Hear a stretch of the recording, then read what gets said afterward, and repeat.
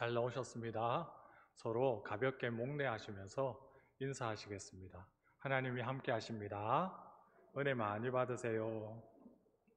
네. 우리 예배 받으시고 오늘도 말씀하시는 하나님의 은혜가 우리 모두에게 충만하시기를 주님의 이름으로 축복합니다. 변하여 새 사람이 되리라는 제목으로 주신 말씀 전하도록 하겠습니다. 사람은 누구나 변화되기를 소원합니다. 해가 바뀌고 새해를 맞이할수록 더욱 그러합니다. 그래서 변화를 계획하고 또 준비하고 또 시도합니다. 외모를 가꾸기 위해서 운동을 하거나 다이어트를 하거나 또 직장 내 승진이나 취업을 위해서 자격증 공부를 시작하거나 또 좀 더 큰 평수로 이사 가기 위해서 재테크를 하는 등 외적 변화를 시도합니다. 내적 변화에도 관심이 많습니다. 인격과 성품이 좀 더 성숙되기 위해서, 원만한 대인관계를 누리기 위해서, 그래서 참 잘 사는 삶 살아보고자 하는 노력들을 하게 됩니다. 평안하기를 또 원하죠. 하지만 변화에 대한 이러한 소망은 우리 성도들이 더 클 것입니다. 어쩌면 소망을 넘어서 갈망하고 있는지도 모릅니다. 그것이 우리의 정체성이기 때문입니다. 고린도후서 5장 17절에 보면 그런즉 누구든지 그리스도 안에 있으면 새로운 피조물이라 이전 것은 지나갔으니 보라 새 것이 되었도다. 예수님을 믿는 순간 우리는 변화를 경험합니다. 죄인에서 의인으로 신분의 변화, 또 마귀의 자녀에서 하나님의 자녀로 정체성이 변화, 이런 변화들이 일어나게 됩니다. 그러므로 성도들이 갖는 변화에 대한 갈망은 세상 사람들이 갖는 그것과는 분명 다릅니다. 그리스도 안에서만 누릴 수 있는 변화이기 때문입니다. 새롭게 되는 것, 새 것이 되는 것, 이것은 오직 그리스도 안에서만 가능한 줄 믿으시기 바랍니다. 누구나 다 그리스도 안에 있으면 이 놀라운 변화를 누릴 수 있습니다. 그 누구도 예외 없습니다. 다 가능합니다. 우리는 다 예수님을 만나 새로운 피조물이 되었습니다. 그렇다고 변화가 다 완성된 것은 아닙니다. 에베소서 2장 22절 너희도 성령 안에서 하나님이 거하실 초소가 되기 위하여 그리스도와 함께 지어져 가느니라 이렇게 말씀합니다. 우리는 계속해서 변화되어 가야 합니다. 하나님이 거하실 초소가 되기 위해 함께 지어져 가야 하는 것입니다. 그러므로 더는 옛사람의 습관을 가지고 살아서는 안 됩니다. 하나님이 거하실 수 없기 때문입니다. 그런데 우리는 여전히 옛사람의 습관을 가지고 살아갑니다. 새 사람으로 살아야 합니다. 그런데 우리는 지금도 옛사람처럼 살고 있습니다. 그렇다고 여러분, 변화되기를 포기하시겠습니까? 나의 오랜 모습을 보면서 이제 더 이상 변화에 대한 기대나 노력을 접으셨습니까? 미국의 유명한 심리학자 메슬로우가 소개한 심리학 현상 중에 요나 컴플렉스라고 있습니다. 요나 컴플렉스란 변화를 원하지만 변화나 성장을 회피하는 심리 현상을 말합니다. 그만큼 사람은 변화를 갈망하는 동시에 변화를 두려워한다는 것입니다. 변화에는 성공과 실패, 이 두 가지 가능성이 공존합니다. 그런데 성공이든 실패든 그것이 가지고 오는 변화에 대한 두려움 때문에 생각만 할 뿐 행동하지 않는 것입니다. 그래서 요나 컴플렉스를 가진 사람은 설령 최상의 환경, 최적의 조건이 되었다 할지라도 자신의 능력을 과소평가해서 변화와 성장에 소극적이 됩니다. 오늘 본문에 등장하는 사울이 전형적인 요나 컴플렉스를 가진 사람이라 할 수 있습니다. 사울은 사무엘상 9장에 처음 등장합니다. 사무엘상 9장 1, 2절에 보면 사울에 대해 베냐민 지파의 유력한 사람 기스의 아들이요 이스라엘 자손 중에 그보다 더 준수한 자가 없고 키는 모든 백성보다 어깨 위만큼 더 컸더라 라고 소개하고 있습니다. 외적으로 보여지는 모습은 이스라엘 중에 가장 잘생기고 또 키도 제일 컸습니다. 그런데 외모와는 달리 그는 컴플렉스를 가지고 있습니다. 사무엘상 9장 21절입니다. 사울이 대답하여 이르되 나는 이스라엘 지파의 가장 작은 지파 베냐민 사람이 아니니까 또 나의 가족은 베냐민 지파 모든 가족 중에 가장 미약하지 아니하니까 당신이 어찌하여 내게 이같이 말씀하시니까. 사울의 대답을 잘 보세요. 자신과 자신의 집안에 대한 평가가 맞는 것 같으면서도 틀립니다. 우선 자신이 속한 지파가 이스라엘 지파 중에 가장 작은 지파인 것은 맞습니다. 그러나 그 다음이 틀립니다. 그의 가족은 베냐민 지파의 유력한 집안이었다고 말씀합니다. 그의 아버지 기스는 명성이 있고 신분이 높은 사람이었습니다. 그러나 사울은 그의 가족을 가장 작은 지파인 베냐민 지파의 모든 가족들 중에서 제일 미약하다고 보고 있습니다. 그의 잘못된 평가인 겁니다. 가장 가까운 가족에 대해서조차 이런 왜곡된 시각을 가지고 있는 것을 볼 때 자기 자신에 대한 평가는 오죽하겠습니까? 결코 객관적일 리 없을 것입니다. 사울은 지파를 넘어 이스라엘 전체에 가장 준수한 자였습니다. 키도 모든 백성보다 어깨 위만큼 더 컸습니다. 그러나 자신은 자신을 그렇게 보고 있지 않습니다. 자신의 눈에 비친 사울은 그저 하찮고 미약한 존재일 뿐입니다. 그래서 사무엘이 이스라엘이 지금 사울 당신과 당신의 집안을 원하고 있다고 했을 때도 어찌하여 내게 이렇게 말씀하시니까 하고 반문하는 것입니다. 인정할 수 없다는 거죠. 말도 안 된다는 겁니다. 컴플렉스로 인해 완전히 왜곡된 시각을 가져다 준 대답이라 할 수 있습니다. 이런 왜곡된 시각을 가지면 아무것도 할 수 없게 됩니다. 그런데 여러분, 하나님은 사울이 이런 사람인 줄 알면서도 그를 선택하셨습니다. 이 사실에 주목하시기 바랍니다. 그리고 선택하신 그분께서 변화시키신다는 사실을 믿으시기 바랍니다. 사무엘상 9장 17절입니다. 화면에 나오죠? 다 같이 한번 읽어보시겠습니다. 사무엘이 사울을 볼 때에 여호와께서 그에게 이르시되 보라, 이는 내가 내게 말한 사람이니 이가 내 백성을 다스리리라 하시니라. 전적인 하나님의 은혜입니다. 사울을 택하신 분은 하나님이십니다. 자신만이 갖고 있는 탁월함을 과소평가한 채 집안 탓, 가족 탓하는 사람이었습니다. 자신은 미약해서 아무것도 할 수 없다고 여기는 소심한 사람, 요나 컴플렉스가 가득 찬 그 사람을 하나님이 택하셨습니다. 그리고 하나님은 사무엘을 통해 이 사람을 향해 변하여 새 사람이 되리라 말씀합니다. 사울에게 새로운 변화를 시작할 수 있도록 역사하신 하나님께서 지금 나의 삶에도 그 일을 행하실 줄 믿습니다. 변하여 새 사람이 되리라.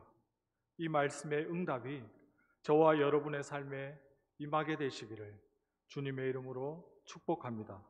이를 위해 본문 속에서 몇 가지를 살펴보겠습니다. 첫 번째는 하나님의 영이 임하면 변하여 새 사람이 됩니다. 사무엘상 10장 6절로 7절 다 같이 한번 읽어보시겠습니다. 내게는 여호와의 영이 크게 임하리니 너도 그들과 함께 예언하고 변하여 새 사람이 되리라. 이 징조가 내게 임하거늘 너는 기회를 따라 행하라. 하나님이 너와 함께 하시느니라. 아멘. 하나님의 영은 살리는 영, 성령입니다. 성령께서 사울에게 임하시자 사울에게는 놀라운 변화가 일어났습니다. 어떤 변화가 일어났습니까? 먼저 은사를 받게 됩니다. 성령이 사울에게 임하시자 그는 선지자처럼 예언을 했습니다. 또 성령이 임하시자 그 사람이 변하게 되었습니다. 본문은 성령이 사울에게 임하자 변하여 새 사람이 되었다고 말씀합니다. 전과 다른, 완전히 다른 사람이 되었다는 말입니다. 새 사람이 되었다는 것은 외모가 변했다는 말이 아니라 마음이 변했다는 말입니다. 마음이 새로워졌습니다. 이전과 다른 새로운 의지와 새로운 마음입니다. 이전에 가져보지 못했던 마음입니다. 이 마음은 오직 하나님께서 성령을 통하여 부어주실 때 품게 되는 마음인 줄 믿습니다. 에스겔서 36장 26절입니다. 또 새 영을 너희 속에 두고 새 마음을 너희에게 주되 너희 육신에서 굳은 마음을 제거하고 부드러운 마음을 줄 것이며, 하나님이 주셔야 품을 수 있다는 말입니다. 내가 품고자 해서 품을 수 있는 마음이 아닌 것입니다. 굳은 마음이 제하여지고 부드러운 마음을 갖게 되는 것도 내가 할 수 있는 것이 아닙니다. 그러므로 우리는 성령으로 인한 이 변화, 이러한 변화를 사모해야 될 줄 믿습니다. 또 성령이 임하시면 하나님과 동행하게 됩니다. 10장 7절에 이 징조가 내게 임하거든 너는 기회를 따라 행하라. 하나님이 너와 함께 하시느니라. 하나님이 동행하는 삶을 살 때에 우리는 무슨 일이든 할 수 있습니다. 여기서 기회를 따라 행하라, 이 말씀은 너의 능력이 되는 대로 너 자신을 위해 최선을 다하라, 이런 의미입니다. 기회를 놓치지 말고 과거처럼 망설이고 포기하지 말고 행동할 수 있게 하는 힘인 하나님이 나와 함께 하심에 있다는 것입니다. 그러니 이 변화를 위해 행동하지 못하는 원인을 다른 데서 찾지 말고 내가 하나님과 함께 동행하고 있는가, 이를 먼저 살펴보시기 바랍니다. 그동안 사울은 변화가 두려워 행동하지 못했습니다. 그저 주저했습니다. 그런 그에게 하나님의 영이 임하니 하나님은 그와 동행하심으로 행동할 수 있는 힘과 능력을 얻게 하셨습니다. 우리 모두도 성령의 충만을 옷 입고 변하여 새 사람이 되는 이 은혜가 있으시기를 축복합니다. 두 번째로, 변하여 새 사람이 되면 약점도 변하여 강점이 됩니다. 사무엘상 10장 15절로 16절입니다. 사울의 숙부가 이르되 청하노니 사무엘이 너희에게 이른 말을 내게 말하라 하니라. 사울이 그의 숙부에게 말하되 그가 암나기들을 찾았다고 우리에게 분명히 말하더이다 하고 사무엘이 말하던 나라의 일은 말하지 아니하니라. 사울은 사무엘을 통해 하나님의 계획을 알게 되었습니다. 또한 하나님의 영의 임재를 경험하고 변하여 새 사람이 되었습니다. 마치 꿈만 같은 일들을 경험한 것입니다. 결코 깨지지 않았으면 하는 그런 꿈 말입니다. 마치 변화산상에서 여기가 좋사오니 여기 초막셋을 짓고 삽시다 했던 베드로의 심정이었을 겁니다. 그러나 현실은 곧 찾아옵니다. 성령의 체험 이후 사울은 이와 같은 일을 전혀 알지 못하는 그의 숙부를 만나게 됩니다. 그는 사울이 사무엘을 만난 것을 알고 묻습니다. 그러자 사울은 암나귀의 일만 말합니다. 사무엘이 말하던 나라의 일은 말하지 않습니다. 사울은 원래 아버지 기스가 잃어버린 암나귀를 찾아오라, 그 말 떨어지자마자 이유불문하고 묻지도 따지지도 않고 사방으로 두루 찾아다녔던 사람입니다. 9장 4절에는 두루 찾아보았으나 찾지 못하고 또 두루 다녀보았으나 그곳에 없었고 또 두루 다녀보았으나 찾지 못했다, 이렇게 말했습니다. 그래도 찾으라 한 아버지의 말에 순종하기 위해 백방으로 수고할 정도로 그는 어른의 말이라면 잘 들었던 사람입니다. 어른 말만 잘 들은 게 아닙니다. 사환의 제안에도 순순히 따르고 사무엘의 명령에도 즉시 따랐습니다. 사울은 시키는 대로 하는 우유부단한 사람이었습니다. 어쩌면 자신의 소신이나 주관이 약했던 사람입니다. 그리고 결국 암나기를 찾지 못하자 아버지가 암나기는 고사하고 자기 때문에 걱정할 것을 두려워했던 사람입니다. 생각이 많고 걱정이 많고 두려움과 염려가 많은, 그러나 효자인 그런 사람이 바로 사울입니다. 어른의 말을 잘 듣는, 무조건 듣는 이런 사울이 자신의 숙부의 말을 듣지 않습니다. 숙부의 말에는 다 말하지 않습니다. 평소 같으면 솔직히 말하라 하면 다 이야기했을 텐데 말입니다. 어쩌면 생각이 많고 걱정과 두려움이 많은 이 사울로서는 조심스러웠을 수 있습니다. 그래서 신중해졌을 것입니다. 약점과 같았던 이러한 사울의 소심함이 장점으로 바뀌는 순간입니다. 사무엘 역시 사울의 기름 부음을 비밀에 붙였습니다. 아직 때가 이르지 않았기 때문입니다. 때가 되기 전까지는 나라의 일은 친척들에게도 비밀로 해야 하는 것입니다. 그렇지 않으면 나라의 일을 그르치기 때문입니다. 자신의 배경에 대한 사울의 컴플렉스는 어떻게 바뀔까요? 이 또한 하나님이 바꾸십니다. 제비뽑기를 통해 왕으로 세워질 때 일입니다. 사무엘상 10장 21절입니다. 다 같이 한번 읽겠습니다. 베냐민 지파를 그들의 가족별로 가까이 오게 하였더니 마드리의 가족이 뽑혔고 그 중에서 기스의 아들 사울이 뽑혔으나 그를 찾아도 찾지 못한지라.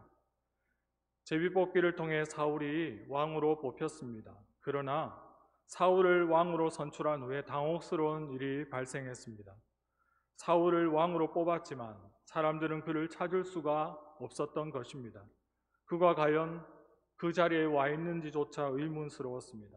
결국 하나님께서 그를 찾아주십니다. 22절로 23절입니다. 그러므로 그들이 또 여호와께 묻되 그 사람이 여기 왔나이까? 여호와께서 대답하시되 그가 진보다리들 사이에 숨었느니라 하셨더라. 그들이 달려가서 거기서 그를 데려오매 그가 백성 중에 서니 다른 사람보다 어깨 위만큼 컸더라. 다른 사람들 어깨 위만큼 더 큰 사람이 진보다리들 사이에 숨어 있었던 겁니다. 자신이 왕으로 세움받는 것은 다른 사람은 몰라도 사울 본인에게는 이미 예고된 일이었습니다. 사무엘이 이전에 미리 기름을 부었는데 후에 또 제비뽑기를 통해서 자신이 뽑혔으니 하나님이 뜻이 분명하다 여길 만도 했는데 지금 사울은 진보다리들 사이에 숨어 있습니다. 그렇게 덩치 큰 사울이 말입니다. 사실 그는 왕을 잘 감당해낼 자신이 없었습니다. 왜냐, 그가 베냐민 지파의 사람이라는 것 때문입니다.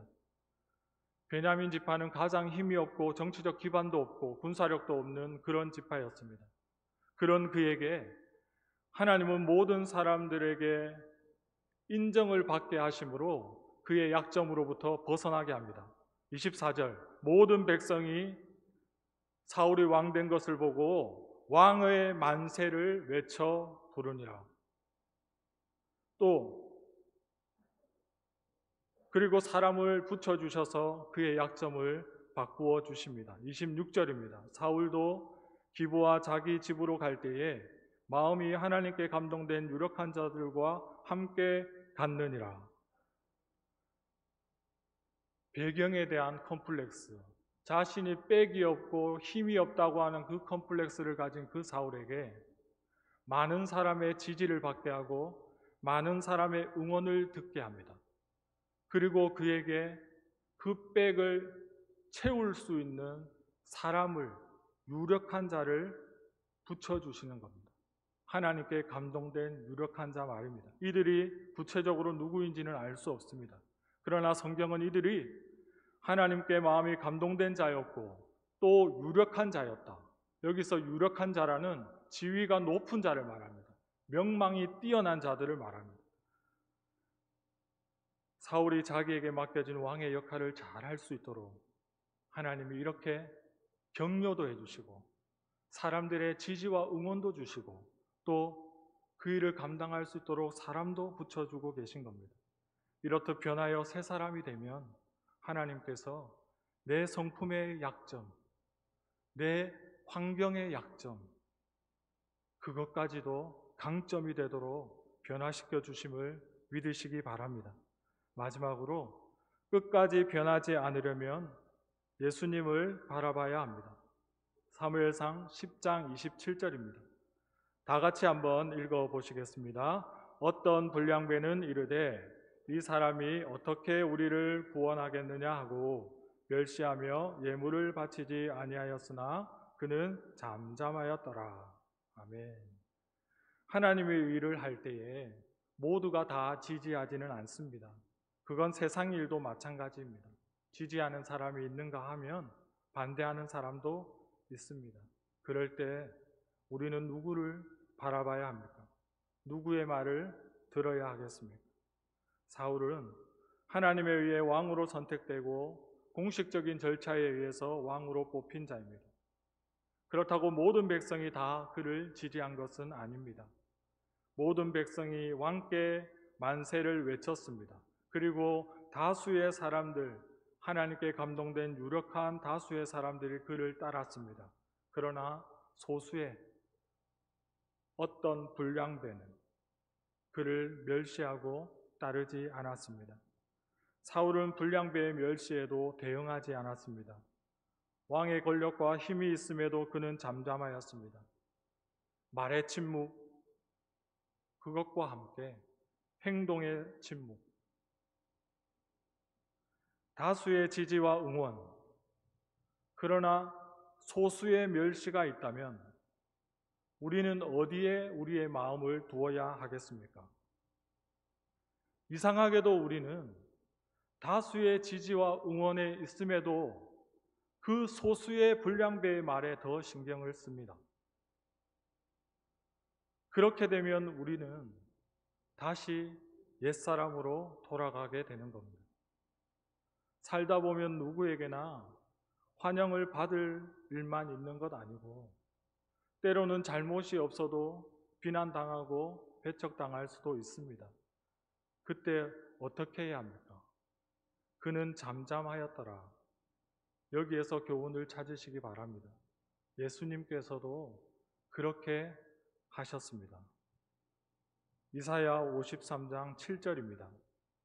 그가 곤욕을 당하여 괴로울 때도 그의 입을 열지 아니하였으며 마치 도수장에 끌려가는 어린 양과 털 깎는 자 앞에서 잠잠한 양같이 그의 입을 열지 아니하였도다. 예수님을 바라보고 가야 우리는 마음이 변하지 않습니다. 다시 옛사람의 옷을 입지 않게 됩니다. 항상 앞서 가신 그 예수님 바라보면서 그 예수님 묵상하면서 사람들에게 일일이 반응하지 않고 주님이 거하실 처소로 지어져 가기를 소원합니다.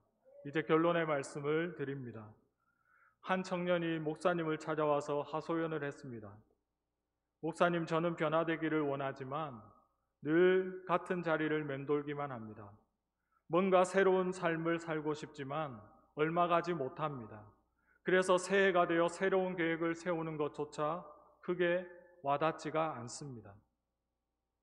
목사님은 그 청년의 말을 듣고 창고에 가서 먼지가 뿌옇게 앉은 아주 낡은 소쿠리를 주면서 이렇게 말합니다. 이유는 묻지 말고 이 소쿠리에 물을 담아 오세요. 청년은 순종하는 마음으로 소쿠리에 물을 담아 보려고 노력했습니다. 그러나 아무리 애를 써도 소쿠리에는 물이 담기지 않았습니다. 결국 빈 소쿠리를 들고 온 청년을 보고 목사님은 이렇게 말했습니다.